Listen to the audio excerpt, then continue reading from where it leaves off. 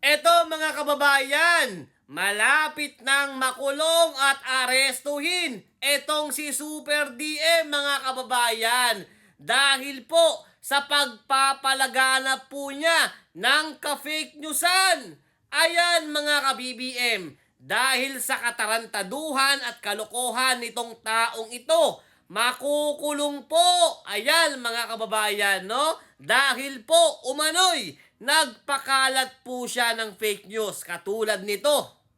Ayan mga kababayan, grabe po no?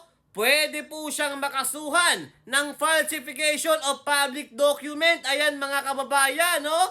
Kita nyo, basahin nyo. Ferdinand Romualdez Marcos Jr. People's Warrant of Arrest. Grabe no mga kababayan. Lahat gagawin nila para siraan at pabaksakin ang mga Marcos. Lalo na ang administrasyon ni Pangulong Bongbong Marcos. 'Di ba? Ayan mga kababayan, no? Grabe po ang mga kabalbala na kakasuhan daw ng plunder etong si Ferdinand Romualdez Marcos Jr. or si Pangulong Bongbong Marcos.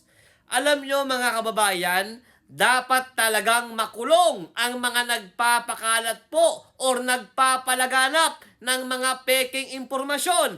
Ayan mga kababayan, no? Kitang-kita nyo naman. Talagang makukulong etong si Super DM mga kababayan, no? Na nagtatanggol sa kasamaan. Akala ko ba makata po yan? Akala ko galit sa korupsyon. Pero bakit tila yata mga kababayan may pinapanigan? 'Di ba?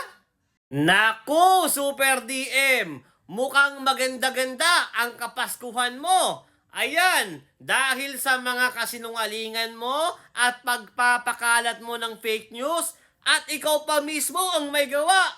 Grabe, patong-patong na kaso ang kakaharapin mo. Mabubulo ka sa kulungan. Yan ang sinasabi ko sa iyo, di ba? Nagpapakalat ka ng mga pekeng dokumento, fake news, paninira laban sa ating gobyerno at laban kay Pangulong Bongbong Marcos, di ba? Bugok na bugok, di ba? Kung ikaw ay galit ka sa korupsyon, wala kang papanigan. Bakit puro Marcos ka? Hindi ba nagnakaw ang mga Duterte? Or may pinapanigan ka at meron kang pinagtatanggol? Sa bagay, bayad ka. Yan ang tunay na katotohanan. Yung paratang na sinasabi nyo sa amin na kami ay bayaran, kayo pala mismo ang tunay na bayaran. Ayan, makukulong ka at magkakaso ka. Magkakaroon ka ng patong-patong-patong na kaso. Yan na nga ba ang sinasabi ko? Yan ang hirap sa inyo. Laway ang puhunan, puro paninira, walang ebidensya, walang pruweba. 'Di ba? Hindi nyo kayang siraan ang isang mabuting Pangulo ng Pilipinas na lahat ginagawa para sa bansa. Tapos, ayan, iduduwit mo at pagtatawanan mo. 'Di ba? Grabe ka, no? Ikaw ang walang ambag sa Pilipinas. Naturingan pa ang pangalan mo ay DM Makata ng Bayan. Pero yung pagkamakata mo ay parang bata. 'Di ba? Sa totoo lang, ha? Kung ikaw ay maninira, siguraduhin mong meron kang pruweba at meron kang ebidensya. Ayan, malalagay ka sa alanganin, makukulong ka at magkakaroon ka ng patong-patong-patong-patong na kaso. Ayan, sigurado mga kababayan, 100% makukulong itong Makata.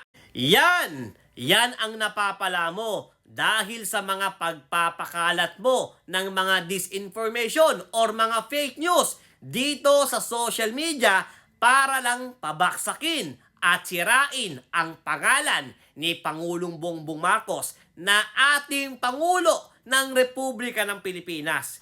Hindi ka ba nakokonsensya? Ha? Hindi ka ba tinatablan ng konsensya mo? Kitang-kita mo ang Pangulo ng Republika ng Pilipinas ay maraming nagagawa. Tapos binabatikos mo, binabastos mo, ha? Alam mo sa totoo lang, mahiya ka at dapat lang talaga na makulong ka at harapin mo ang patong-patong-patong na kaso na kakaharapin mo dahil sa paninira mo laban sa ating gobyerno at kay Pangulong Bongbong Marcos. Kaya mga kababayan, sang-ayon po ba kayo na makulong etong si Super DM? I-comment nyo po sa comment section para makita po natin ang kasagutan nyo.